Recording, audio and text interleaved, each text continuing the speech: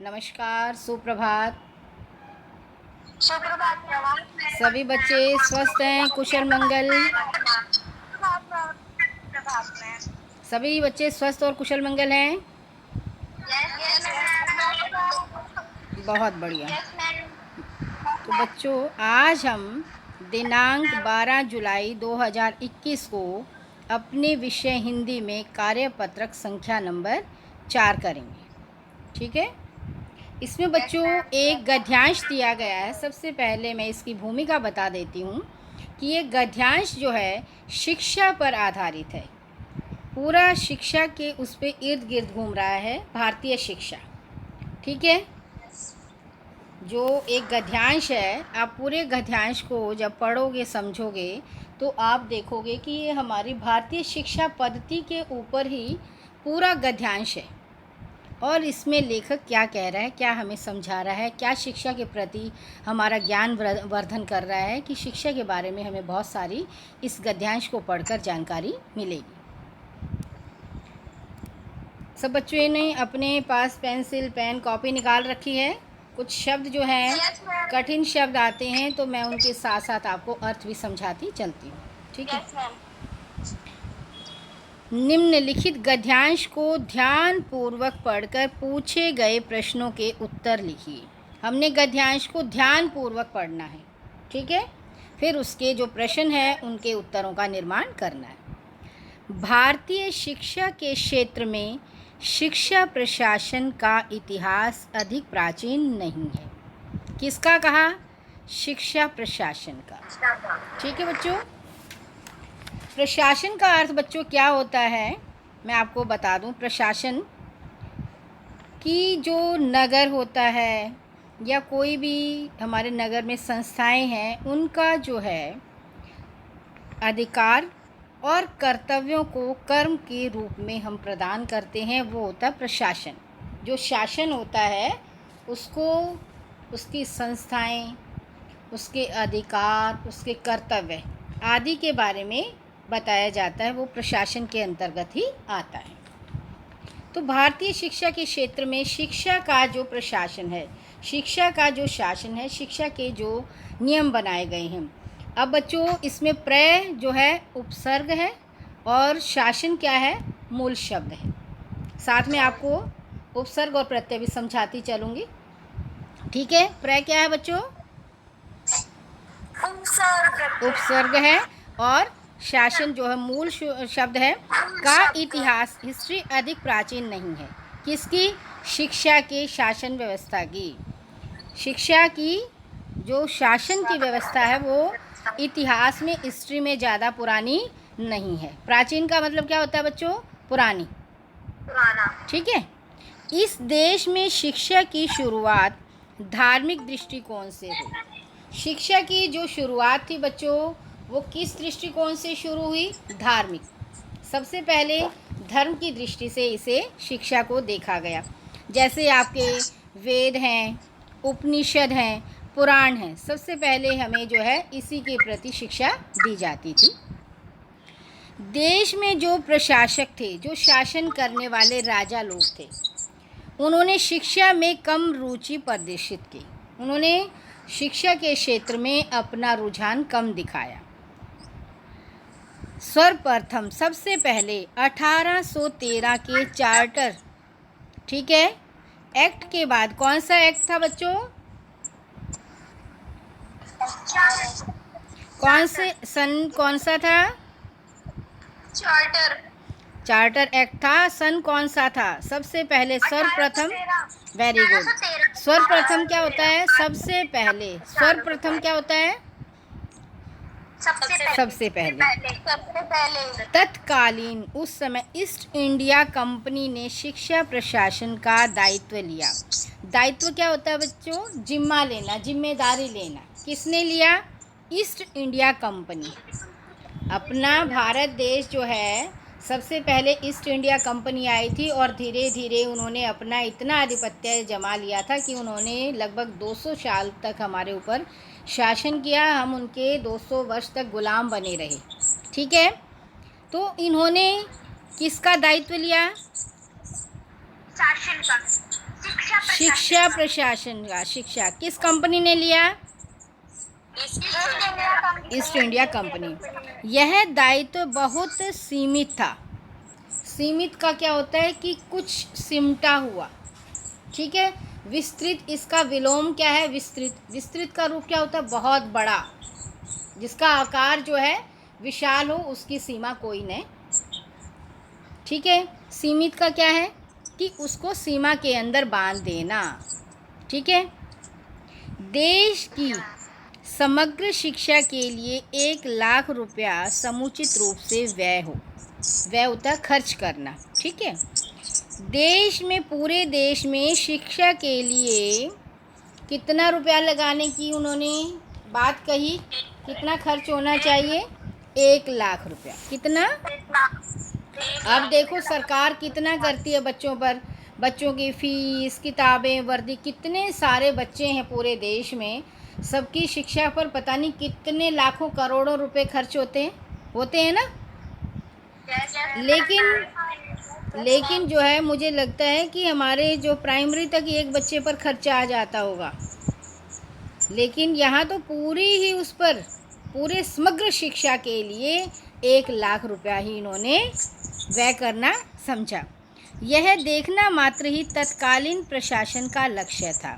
जो उस समय प्रशासन था, जो शासन चल रहा था, अंग्रेज़ों के अधीन था, उसका एकमात्र यही एक लक्ष्य था, ठीक है। शिक्षा प्रांतों का विषय रहा, अपने अपने केंद्र राज्य का नहीं। प्रांत क्या होते हैं बेटा? जो राज्यों को छोटे छोटे टुकड़े में विभाजित होते हैं, वो क्या कहलाते हैं? प्रांत कहलाते हैं। आपने हिस्ट्री में पढ़ा होगा, सामाजिक में पढ़ा होगा ना, प्रांत क्या होते हैं? प्रांत, फिर राज्य, फिर केंद्र। तो वो शिक्षा जो है पहले तो प्रांतों का विषय रहा, तब सरकार ने शिक्षा में रुचि लेनी शुरू कर दी। किस में रुचि लेनी सरकार ने शुरू कर दी? इसके बाद ही हमें शिक्षा प्रशासन, वेरी गुड, शिक्षा प्रशासन के स्वरूप में परिवर्तन देखने को मिले। उसके बाद ही क्या हुआ कि शिक्षा प्रशासन में सरकार ने रुचि लेनी शुरू कर दी और हमें परिवर्तन दिखाई देने लगे। सन 1921 तक शिक्षा प्रशासन केंद्रीय विषय ही रहा। कौन से सन तक? 1921 तक शिक्षा प्रशासन केंद्रीय विषय ही रहा। 1921 तक ही रहा। कहाँ तक रहा? 1921 तक ही। हाँ, शिक्षा प्रशासन केंद्रीय विषय रहा। 1921 के बाद से अब तक यह राज्य का विषय ही बना रहा। 1921 से लेकर आज तक ये किसका विषय बन गया? अब राज्य का। हाँ बिल्कुल, समझ आ गया यहाँ तक आप सबको?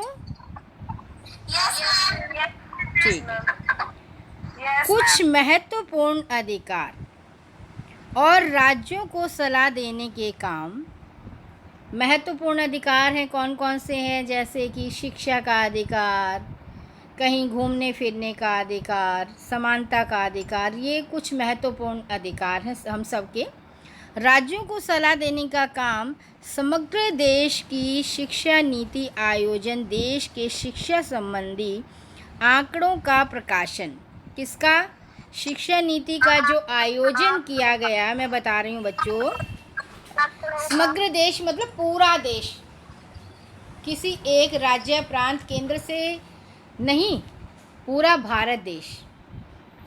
उसमें जो है शिक्षा नीति का आयोजन किया गया कि शिक्षा नीति पर कुछ नियम आधारित एक्ट आदि बनाए गए, और उसका था शिक्षा संबंधी आंकड़े इकट्ठे करना कि कितने जो हैं पुल्लिंग हैं, कितने स्त्रीलिंग हैं, कितने इस वर्ष के बच्चे हैं, कितने इस वर्ष के बच्चे हैं, कौन से प्रारंभिक शिक्षा ले रहे हैं, कौन से माध्यमिक शिक्षा ले रहे हैं, और कौन बच्चे उच्च स्तरीय शिक्षा ले रहे हैं। इन सब के शिक्षा संबंधी आंकड़े करने का प्रकाशन किया। प्रकाशन क्या होता है? उस चीज़ को छापना, पुस्तकों में, बड़े बड़े विज्ञापनों में, बड़े बड़े जो सरकारी कार्यालय होते हैं उनमें। विशिष्ट क्षेत्रों की शिक्षा। विशिष्ट क्या होता है बच्चों? विशेष, विशेषता से युक्त, खास, खास, विशेषता से युक्त या खास, विशिष्ट होता है, ठीक है। और इसका असाधारण भी कह सकते हैं हम इसे, ठीक है। विशिष्ट का मतलब क्या होता है, जो साधारण नहीं है, असाधारण है, असाधारण, असाधारण। और बच्चों इसका विलोम शब्द क्या होगा, साधारण या सामान्य, ठीक है। तो क्लास में हम कहते हैं कि ये बड़ा बच्चा अपने आप में पता नहीं क्या विशिष्ट है, और किसी को कहते हैं ये तो बहुत ही सामान्य सा है। तो किसी और का भी हम उदाहरण देते हैं, ये चीज़ बड़ी विशिष्ट दिखाई दे रही है, ये चीज़ हम रोज़ देखते हैं, ये सामान्य है, बोल देते हैं ना ऐसे। तो इस शब्द का अर्थ भी आपको अच्छे से भली भांति स्पष्ट हो गया होगा। शिक्षा वित्तीय अनुदान, वित्तीय अनुदान क्या होता है बच्चों, आर्थिक मदद, आर्थिक सहायता, वित्तीय सहायता। अनुदान का मतलब पता लग गया आपको, मदद या सहायता। अनु प्लस दान, अनु उपसर्ग है, दान मूल शब्द है, ठीक है। विशिष्ट क्षेत्रों में, असाधारण क्षेत्रों में, ये विशेषता से युक्त क्षेत्रों में शिक्षा वित्तीय अनुदान राष्ट्रीय स्तर की संस्थाओं का संचालन आदि केंद्र के अधीन रही। अब आपने भी देखा होगा कि बहुत सारे अनुदान जो है कौन करता है, जैसे बहुत सारी योजनाएं आती हैं, बहुत सारे, अब जो टीकाकरण है जो है कोरोना महामारी की वैक्सीन जो है वो कौन वो कर रहा है, केंद्र सरकार कर रहा है। और जो आप लोगों अनाज आदि की इस महामारी के समय जो हमें राशन की व्यवस्था किसके द्वारा की जा रही है, केंद्र सरकार के द्वारा। फिर उसके बाद वो केंद्र सरकार देती है राज्यों को, फिर राज्य बांटते हैं। तो मेन काम किसका है, केंद्र का। तो यही बताया गया है कि जो ये संस्थाएं हैं, कौन सी, शिक्षा संबंधी संस्थाएं, किसका कौन संचालन करता है, किसके अधीन है, केंद्र सरकार के। अब आपका सीबीएसई है, सीबीएसई क्या है, सेंट्रल गवर्नमेंट, सेंटर के अंदर है ना वो। यहाँ तक सभी बच्चे समझ गए। फिर भी समग्र रूप से शिक्षा संविधान में राज्य सूची में होने के कारण प्रशासन का ही विषय बना रहा। क्या कहा कि पूरे देश की जो शिक्षा की व्यवस्था है, संविधान में जो उसकी राज्य, दो तरह की सूची बनाई जाती हैं बच्चों, एक केंद्र की सूची होती है, एक राज्य की सूची होती है। तो इसमें क्या कहा, फिर भी समग्र रूप से शिक्षा संविधान में राज्य सूची में होने के कारण प्रशासन का ही विषय बना रहा, ठीक है। किसका विषय बना रहा, प्रशासन का। राज्यों की सूची में सम्मिलित किया गया है, जो हमारी समवर्ती सूची होती हैं बच्चों। जैसे भारत में हमने दो भागों में बांटी है समवर्ती सूची। एक तो हमने संघ को दी है, संघ क्या होता है, केंद्र, और दूसरी दी है हमने बच्चों राज्यों को। समझ गए आप लोग यहाँ तक,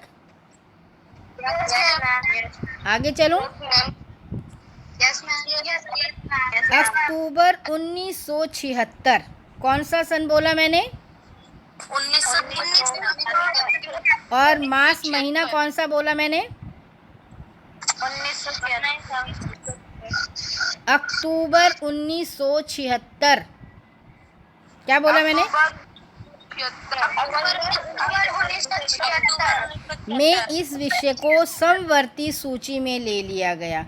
मैंने बताया ना, समवर्ती सूची दो उसमें बांटी गई है, एक संघ में और दूसरी राज्य में, ठीक है। कब लिया गया इसको, अक्टूबर 1976। शाबाश। आशा की जाती है कि केंद्रीय प्रशासन अब अधिक सक्रिय एवं महत्वपूर्ण भूमिका निर्वाह कर सकेगा। हम सब क्या कर रहे हैं, आशा कर रहे हैं, उम्मीद कर रहे हैं कि अब केंद्र प्रशासन जो है सक्रिय रूप से, निष्क्रिय क्या होता है कि उस कार्य में किसी तरह का अपना रोल अदा नहीं करना, सक्रिय क्या होता है पूर्ण रूप से हमेशा उसके साथ लगे रहना, सक्रिय रहना। जैसे हमारा शरीर, हम सांस लेते रहते हैं, बेटा किसी के उससे ये ऑफ़ कीजिए, आवाज़ आ रही है, ऑफ़ कीजिए बेटा, म्यूट कीजिए, ध्यान रखा करो बेटा पढ़ते हुए, ठीक है बच्चे। तो ये सक्रिय एवं महत्वपूर्ण भूमिका निर्वाह कर सकेगा। कौन? केंद्रीय प्रशासन। केंद्रीय प्रशासन। और कब इसे समवर्ती सूची में लाया गया बच्चों? अक्टूबर 1976। ये गद्यांश आपको भली भांति समझ आ गया मेरे प्यारे बच्चों? Yes ma'am. अब इनके प्रश्न करते हैं, ठीक है। सबसे पहला प्रश्न है, धार्मिक शब्द से प्रत्यय को अलग कीजिए। बताइए बच्चों। मैम एक प्रत्यय। मूल शब्द क्या है बच्चों? मूल शब्द बताओ क्या है? मूल शब्द है हमारा धर्म, ठीक है। और प्रत्यय क्या है हमारा? इक। इक क्या है? ये प्रत्यय है, ठीक है। समझ गए ये वाला प्रश्न? शाबाश बच्चों। अब दूसरे प्रश्न पर आते हैं हम। दूसरे प्रश्न पर चलें। विशिष्ट एवं सीमित शब्दों के विलोम बताने हैं हमने। विशिष्ट का मैंने आपको बताया था क्या होता है भाई? हाँ, साधारण, आम। Very good. साधारण, ठीक है, या आम या सामान्य, ठीक है। आम। Okay ma'am. और सीमित का क्या होता है बच्चों? असीमित। मैम असीमित जो सीमित है वो असीमित है। हाँ, असीमित भी बोल सकते हैं और हमें इसको बोल सकते हैं विस्तृत, ठीक है। विस्तृत क्या बोलेंगे? विस्तृत, हाँ। और असीमित, ठीक है।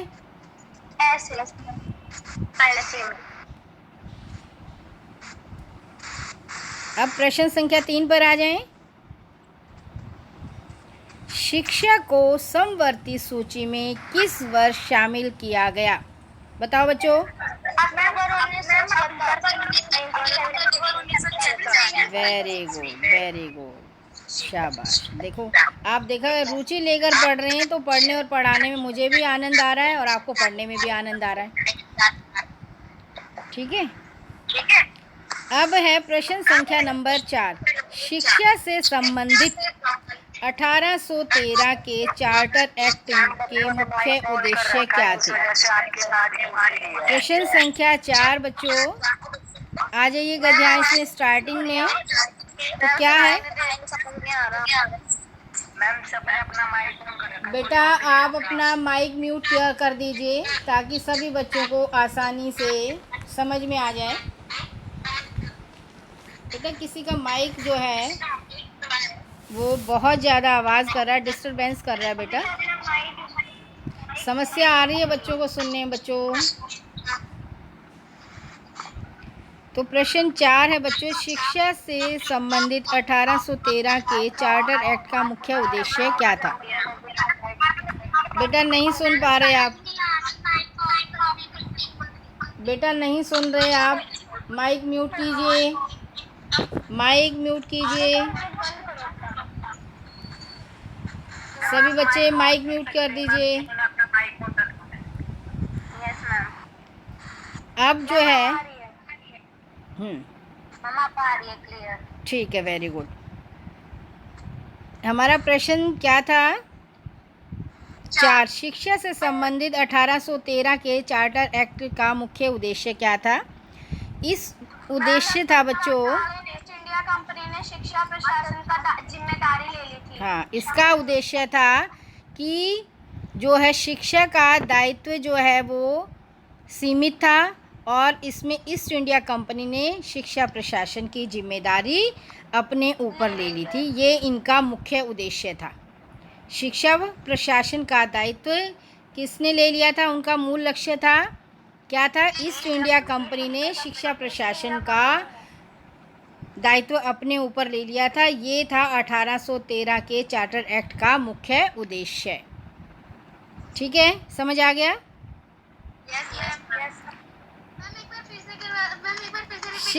शिक्षा से संबंधित 1813 के चार्टर एक्ट का मुख्य उद्देश्य था ईस्ट इंडिया कंपनी ने शिक्षा प्रशासन का दायित्व अपने ऊपर लेना।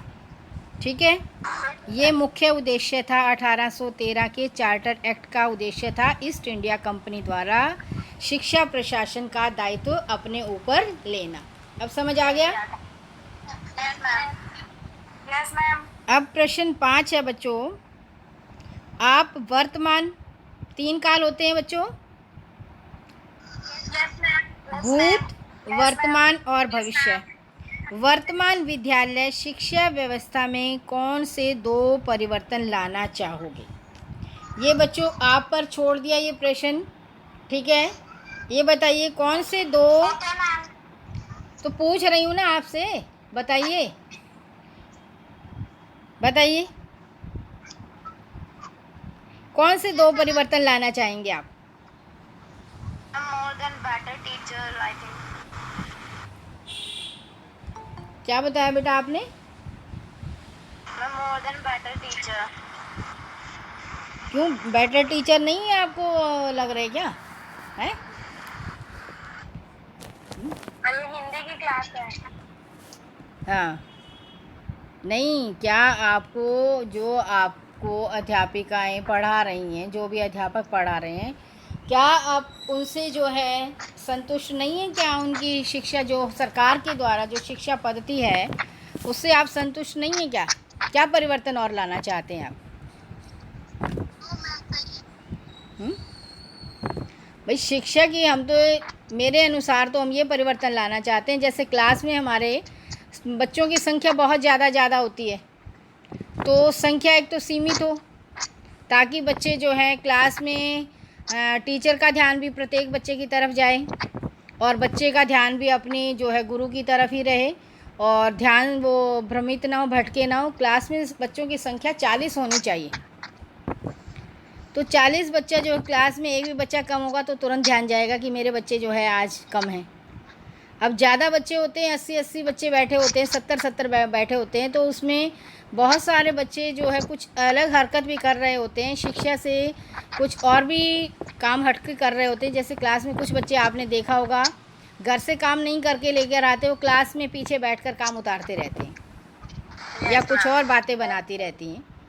तो ये होना चाहिए कि जो है बच्चों की संख्या जो है क्लास में और बैठने की उचित व्यवस्था हो।